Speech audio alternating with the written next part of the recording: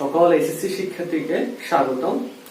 আজকের আলোচনার বিষয়বস্তু হলো যে বাস্তব সংখ্যার শেষ পাঠের আলোচনা। আমরা আজকে এই অধ্যায়ের এর অধ্যায়ের পুরো একটু আলোচনা শেষ করব। তারপর একের বি যে অধ্যায়টা আছে সেটা সংখ্যা রেখা নিয়ে আছে, সেটা নিয়ে আমরা পরবর্তীতে যদি সরাসরি কোনোদিন দেখা হয় তোমাদের সাথে, তখন আমরা লেখচিত্র জিনিসটা ভালো করে দেবো। কারণ এখানে লেখচিত্র আসলে বোর্ডে বোঝানো আমার পক্ষে মনে হয় সম্ভব হবে না, কারণ লেখচিত্র লাগবে, মানে গ্রাফ পেপার লাগবে। তো সেক্ষেত্রে আমরা যেটুকু বোঝানো যায় আমরা সেটুকু একটু বুঝি। তা আমি যে বোর্ডের কিছু লিখে রাখছি যে ব্যক্তি, তা অনেককে আমি বলছিলাম নবম এবং দশম শ্রেণীতে যে ব্যক্তি জিনিসটা আমাদের ইন্টারে ক্লাসে, তো আমরা 9-10 কিন্তু ব্যক্তি নিয়ে কিছু একটা পেয়েছিলাম। তো সেই ক্ষেত্রে আমরা আজকে একটু ব্যক্তি নিয়ে ভালো করে বুঝে নেবো যে ব্যক্তি বলতে কি বুঝি, মানে ব্যক্তি জিনিসটা কি। তো ব্যক্তি বলতে বোঝায় যে মানে অঞ্চল বোঝায়, মানে ধরো একটা সংখ্যা রেখার কি কতটুকু অঞ্চল আছে সেটা বোঝায়। কিন্তু আমরা এখানে থার্ড ব্র্যাকেট ফার্স্ট ব্র্যাকেট এটা নিয়ে খুবই দ্বিধাদ্বন্দ্বে আছে। অনেকের কাছে এটা খুব বিরক্তিকর একটা ব্যাপার যে ভাইয়া মানে একবার ফার্স্ট ব্র্যাকেট দেয় একবার থার্ড ব্র্যাকেট দেয়। তখন আমাকে কোশ্চেন করছিল, তখন আমি বলছিলাম যে এটা ইন্টার ক্লাসে আলোচনা, তোমাদের এগুলো লাগবে না। তো সেক্ষেত্রে আমরা আজকে সেই ব্যক্তি নিয়ে আসলে আলোচনা করব। তো ব্যক্তি নিয়ে ফার্স্টে লেখা আছে যে থার্ড ব্র্যাকেটে দেখো একটা যে এক্স এলিমেন্ট a, b লেখা আছে, দুটো থার্ড ব্র্যাকেট দিয়ে বুঝাচ্ছে। এটা বলতে আসলে থার্ড ব্র্যাকেট বলতে কি বোঝায়? এটা বলতে বোঝায় যে x আর z, মানে x এর মানটা এমন হবে যেটা a থেকে বড় বা সমান এবং b থেকে ছোট বা সমান। কথাটা এমন। তার মানে থার্ড ব্র্যাকেট বলতে কি বুঝি আমি? থার্ড ব্র্যাকেট বলতে বোঝায় সমান সমান চিহ্নটা, ঠিক আছে? মানে থার্ড ব্র্যাকেট আর ফার্স্ট ব্র্যাকেটের ভিতরে পার্থক্যটা কি একটু খেয়াল করো। পয়েন্টটা আমি লিখছি যে a, b first bracket first bracket. তাহলে ফার্স্ট ব্র্যাকেট যখন আমি দিয়েছি, তাহলে সেক্ষেত্রে দেখো আমি কিন্তু আর সমান সমান চিহ্নটা দিইনি। তার মানে হলো যে a থেকে শুরু করে b এর মাঝখানে যত সংখ্যা থাকবে সেটা উত্তর হবে, তবে a আর b হবে না। কিন্তু এখানে কি a সহ এবং b সহ দুইটাই উত্তর হবে। কথাটা কিন্তু এটা বলছে। তাহলে ব্যক্তি বলতে আমরা এটা বুঝি ফার্স্ট ব্র্যাকেট আর যদি ফার্স্ট ব্র্যাকেট আর থার্ড ব্র্যাকেট যদি থাকে, দুজনের ভিতরে যদি পার্থক্য করতে বলি, ফার্স্ট ব্র্যাকেটের ক্ষেত্রে যে অঞ্চলটা দেওয়া থাকুক সেটা যে সংখ্যাগুলো দেওয়া থাকবে দুই পাশে ওই দুটো সংখ্যা হবে না, মাঝখানে যত সংখ্যা আছে তত সংখ্যা হবে। আর এটা যদি দেওয়া থাকে তার মানে a আর b যে সংখ্যাটা দাও সে তারা তো হবে, তাদের মাঝখানে হবে। এখন যদি আমরা একটা সংখ্যা রেখা দেখাই, আমি তো সংখ্যা রেখা তোমাদেরকে শিখিয়েছি এটা। তো সংখ্যা রেখা যদি দেখাই, ধরো 0 আছে এখানে, আমি মনে করলাম a এখানে আছে, b এখানে আছে, আর এখানে একটা অঞ্চল, এখানে একটা অঞ্চল। তাহলে ওরা বলছে যে a থেকে সমান এবং b থেকে সমান, কারণ থার্ড ব্র্যাকেট বলতেই বোঝে এটা। তাহলে সেই ক্ষেত্রে আমরা a এর ভিতরে একটা গোল দাগ করতে পারি, দিলাম গোল দাগ। আবার b এর সমান বলছে, b তে আবার একটা গোল দাগ করতে পারি। যেহেতু এদের ভিতরে আছে তার মানে এটাকে আমি অঞ্চলটাকে সুন্দর করে বুঝে দিলাম। তাহলে এটাই তার ফ্রুট, যেটা আমি সংখ্যা রেখা নিয়ে তোমাদেরকে গত ক্লাসে আলোচনা করছিলাম। আচ্ছা, এবার যদি এটা দেখি এটার ভিতরে কি আছে একটু খেয়াল করি। তাহলে এটার ভিতরে কি আছে আমরা যদি এটা বুঝাই, তাহলে 0 আছে, a আছে, আবার b আছে। এখন দেখো এখানে কি বলছে, এখানে ফার্স্ট ব্র্যাকেট থেকে আছে, তাহলে a থেকে বড় এবং b থেকে কি ছোট। তাহলে a থেকে বড় b থেকে ছোট হলে কি হবে? অবশ্যই গোল বড়টা ওয়ার্ড পূর্ণ হবে না। তাহলে সেই ক্ষেত্রে আমরা এটাকে কিভাবে প্রয়োগ করে দিতে পারি? আমাদের কিন্তু হয়ে গেছে। কারণ হলো যে এখানে a থেকে বড়, a বড়, a না, a থেকে বড় বলছে, তার মানে এর পরের অংশ এবং b এর পরের অংশ, শুধু গোল দাগটা ভরাট হবে না। এবার দেখো অনেক সময় কি আছে ব্র্যাকেট এখন এটা দিয়ে দেব, থাকতেই পারে। এখন থার্ড ব্র্যাকেট বলতে কি বোঝায়? যেটা x এর মানটা a সমান হবে, তাহলে a সমান হবে বা এর থেকে বড় হবে। ফার্স্ট ব্র্যাকেট বলতে কি বোঝায়? b থেকে ছোট হবে। তাহলে এর সংখ্যা রেখাটা কি হবে? আমরা যদি এটা একটু এঁকে দেখাই, তাহলে শুধু এখানে a এটা গোল দাগটা পূরণ করে দেবা, পূরণ করে দিলেই হবে। b থেকে ছোট বলছে, সেটার দরকার নেই। ক্লিয়ার? আচ্ছা, এবার দেখো এখানে আছে a থেকে এবং b। তাহলে থার্ড ব্র্যাকেট বলতে বুঝে কি x এর মানটা b এর সমান হবে, অবশ্যই হতে হবে, আর a এর সমান হবে না। তাহলে a থেকে বড় এবং b থেকে ছোট বা কি b এর সমান। তাহলে সেই ক্ষেত্রে কি হবে? সেক্ষেত্রে আমরা যদি এইটার সংখ্যা রেখে এখানে এঁকে দেখাই, তাহলে b এর সমান বলছে, তাহলে b এর সমান বলতে বুঝে আমরা b টাকে ভরাট করে দেব, a টাকে ভরাট করব।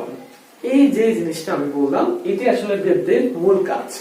এই ব্যক্তি নিয়ে আমাদের অনেকগুলো অধ্যায় পাস পেপারে আছে, আমরা পরবর্তীতে এই টাইপের অনেকগুলো অঙ্ক পাবো। এখন মোটামুটি বাস্তব সংখ্যা কমই পাবো, তবে সামনে পাবো বাস্তব সংখ্যা আছে কিছু অঙ্ক। তাহলে ব্যক্তি নিয়ে কেউ কোনো সমস্যা বা দ্বিধা দ্বন্দ্ব থাকার কথা না। তোমরা মনে বুঝছো? না বুঝলে আমাকে বলবো, ওকে? ব্যক্তি নিয়ে ভালো করে বুঝলাম। ব্যক্তি যদি ভালো করে বুঝে আমরা একটু তোমার সুপ্রিমাম এবং ইনফিমামের একটু বিষয়বস্তুটা একটু ভালো করে বুঝি, কারণ এগুলো আসলে আমাদের আলোচনার বিষয়বস্তু, আমাদের পরবর্তী অনার্সে গেলে এগুলো আসলে খুবই দরকারি একটা জিনিস। তো সেক্ষেত্রে আমরা এই তোমার উর্ধ্বসীমা নিম্নসীমা নিয়ে আলোচনা করলাম না, কারণ উর্ধ্বসীমা নিম্নসীমা সবাই মোটামুটি ভালো করে বুঝো। তো সেক্ষেত্রে আমরা শুধু যেটা নতুন স্টেপে নতুন আলোচনা সেটা জন্য একটু আলোচনা করি। সুপ্রিমাম মানে কি সেটা যদি একটু বলি, এটা আরেকটা নাম হলো লঘিষ্ঠ ঊর্ধ্বসীমা। কি সীমা? লঘিষ্ঠ ঊর্ধ্বসীমা। বলা যাবে লঘিষ্ঠ গরিষ্ঠ। লঘিষ্ঠ মানে কি? লঘিষ্ঠ তো মানে ছোট, আবার ছোট আমরা ঊর্ধ্বসীমা হয় কি? তো একটু পড়ি। কোন সেটের ঊর্ধ্বসীমা গুলোর মধ্যে, কোন সেটের ঊর্ধ্বসীমা গুলোর মধ্যে সবচেয়ে ছোট, মানে একটা ঊর্ধ্বসীমা আছে, একটা সেটের তো একটা ঊর্ধ্বসীমা উপরে যাইতেই থাকে, তো তাতে সবচেয়ে ছোট অর্থাৎ ক্ষুদ্রতম সংখ্যাকে ওই সেটের সুপ্রিমাম বলে। তার মানে কি?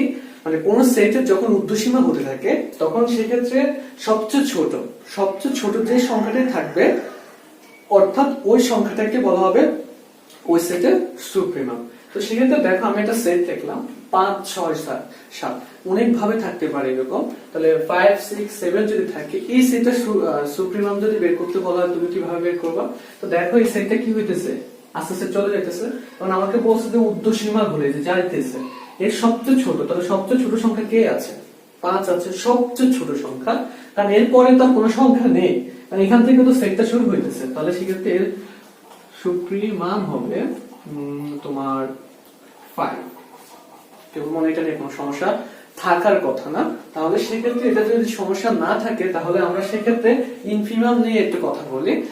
তো সেক্ষেত্রে ইনফিমামের আরেকটা অর্থ হলো যে গরিষ্ঠ নিম্নসীমা। গরিষ্ঠ মানে বড়, বড়ের ছোট, নিম্নসীমা মানে ছোট। তো সেক্ষেত্রে এটা বলতে কি বোঝায়?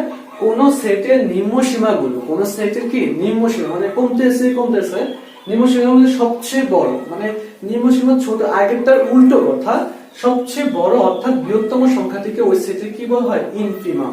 তাহলে কিভাবে আমরা যদি একটু বলি, দেখো একটা সেট আমরা লিখলাম, সেটটা কি হইতেছে আস্তে আস্তে 2 1, এখানে আর পরে আর সংখ্যা নেই, 2 1 0 -1 -2 এভাবে কমতেছে না? তাহলে এর ভিতরে সবচেয়ে বড় সংখ্যা, নিম্নসীমাগুলোর মধ্যে সবচেয়ে বড় সংখ্যা, সবচেয়ে বড় মানে বৃহত্তম সংখ্যা, তাহলে এর ভিতরে সবচেয়ে বৃহত্তম সংখ্যা কে আছে? এটা 2 আছে। তাহলে সেক্ষেত্রে এর ইনফিমাম কি হবে? যদি তোমাকে কেউ কোশ্চেন করে তাহলে ইনফিমাম হবে তোমার 2। তাহলে সুপ্রিমাম এবং ইনফিমাম নিয়ে কোনো সমস্যা থাকার কোনো কথা আমার মনে হয় নেই তোমাদের। তাহলে সেক্ষেত্রে আমরা এই দুইটা জিনিস ভালো করে বুঝলাম। তাহলে সেক্ষেত্রে আমরা তারপরে বাস্তব সংখ্যার স্বীকার্যগুলো বুঝবো। বুঝলাম যে আগে যে আলোচনাগুলো ছিল, তারপরে আমি বললাম যে বিধি আলোচনা স্বীকার্যগুলো আমি আলোচনা করব। তো আমাদের এই অধ্যায়ে সবচেয়ে গুরুত্বপূর্ণ জিনিসটা হলো যে স্বীকার্যগুলো আমরা কিভাবে বুঝবো এবং কি কাজে লাগবে।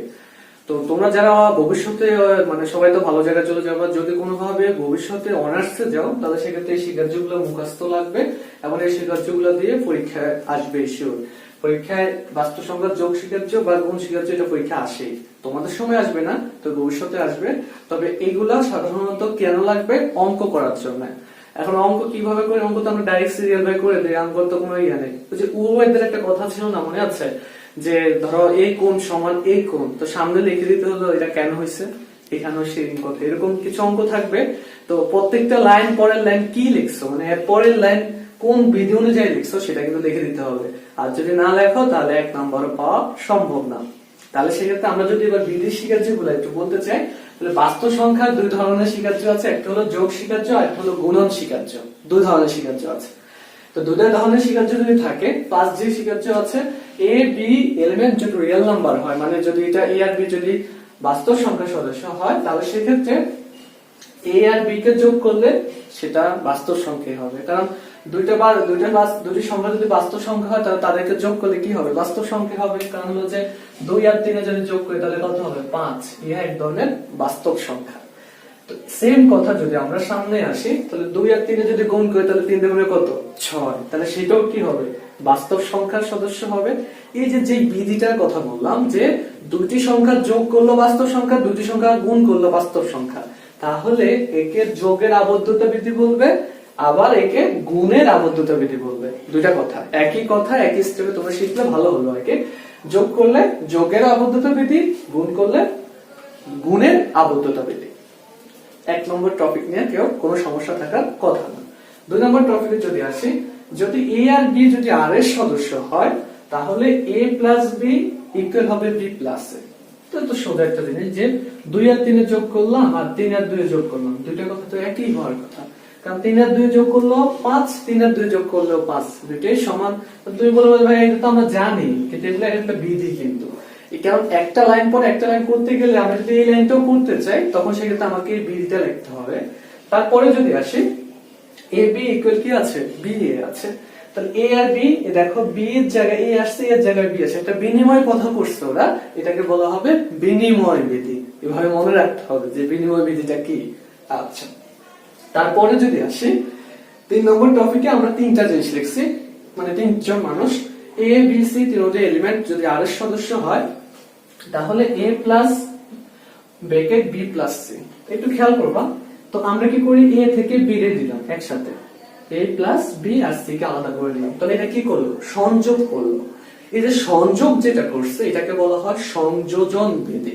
একটু খেয়াল করবো অঙ্ক, মানে যদি আমরা গুণের ক্ষেত্রে যাই তাহলে a ইন্টু বি সি আছে, তো একটু খেয়াল করবো আমরা যদি এখানে এই জিনিসটা লিখি, বি কে এর সাথে দিয়ে দিলাম আর সি কে ওই পাশে দিয়ে দিলাম, তাহলে সেক্ষেত্রে এটা কি বিধি হলো, সংযোজন বিধি, মানে সংযোগ করছে, তাহলে এটাকে বলা হবে সংযোজন বিধি। কেউ মানে সংযোজন বিধি নিয়ে কোনো সমস্যা থাকার কথা না, তাহলে সেক্ষেত্রে এটাকে বলবো যোগের সংযোজন বিধি, এটাকে বলবো গুণের সংযোজন বিধি। ওকে, তারপরে যদি স্টেপে আসি, এ বি সি যেবার আমরা 4টা সদস্য নিলাম, 4জন কি এলিমেন্ট আর এর সদস্য।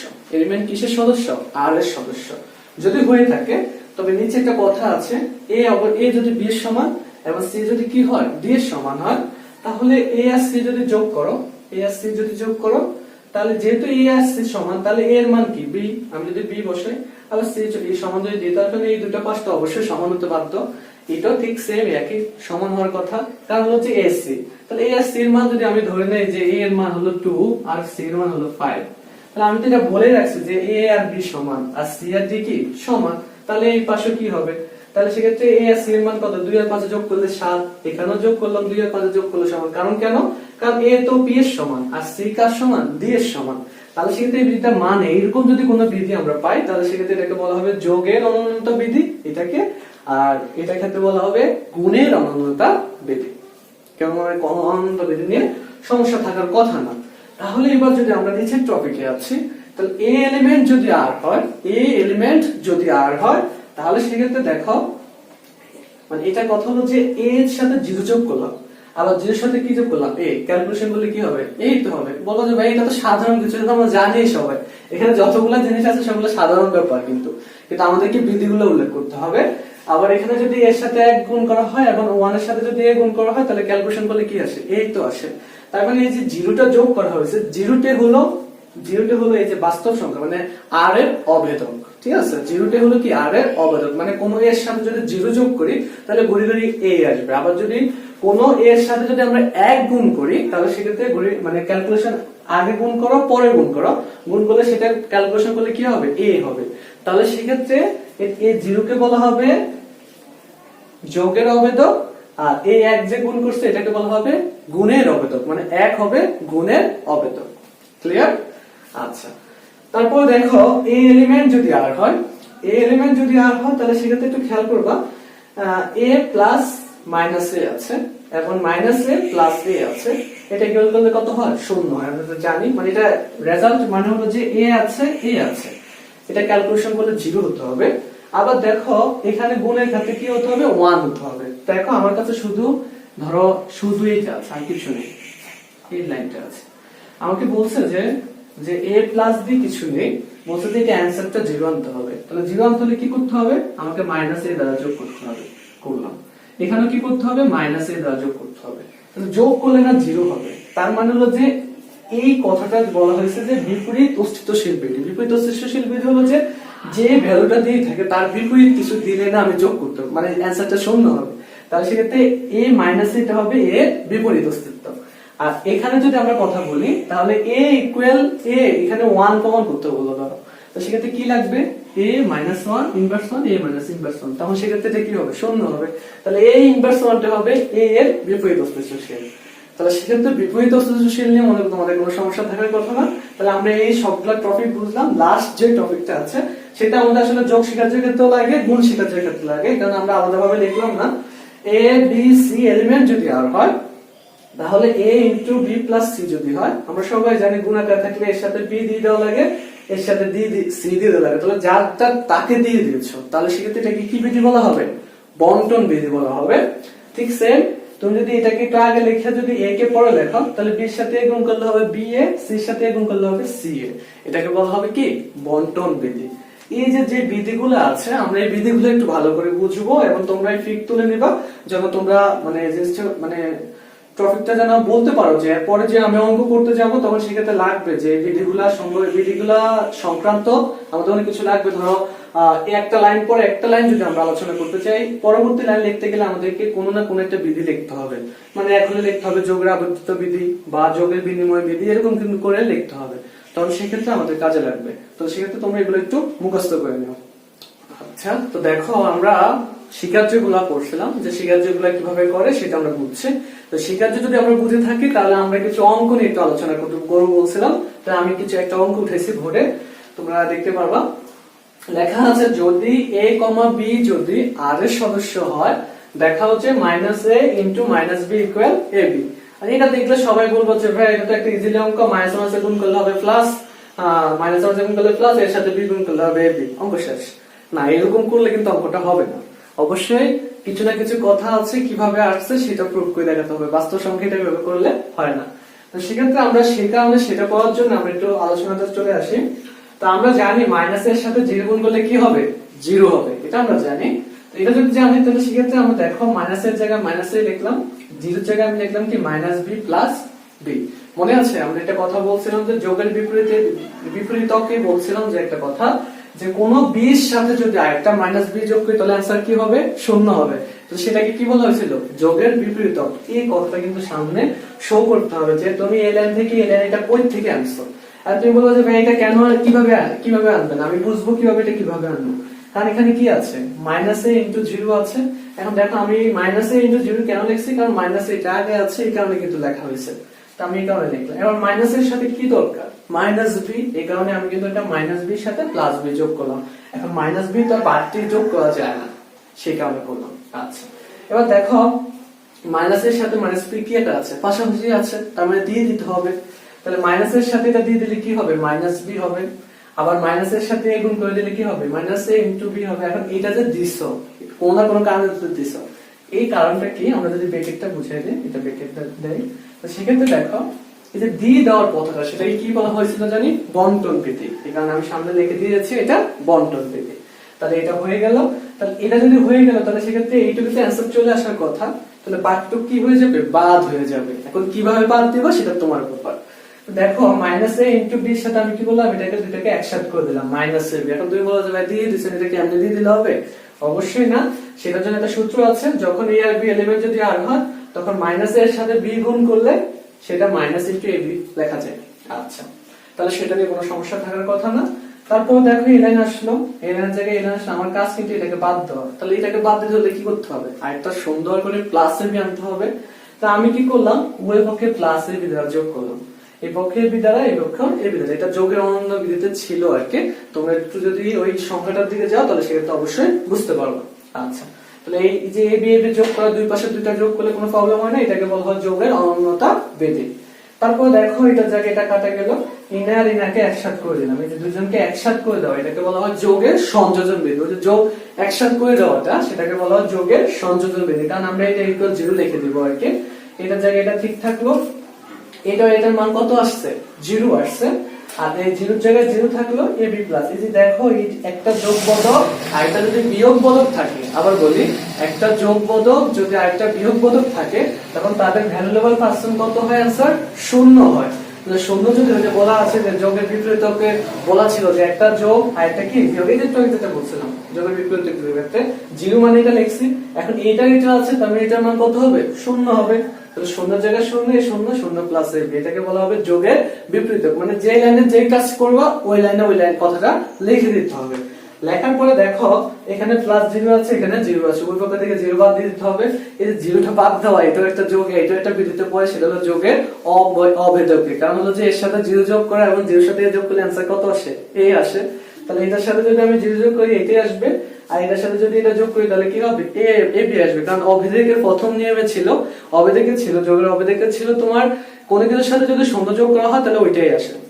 সংজ্ঞাতে যায় দেখলে পাবো আর কি। তাহলে এই যে যেটা পাইলাম এটা আমাদের প্রুফ হয়ে গেল।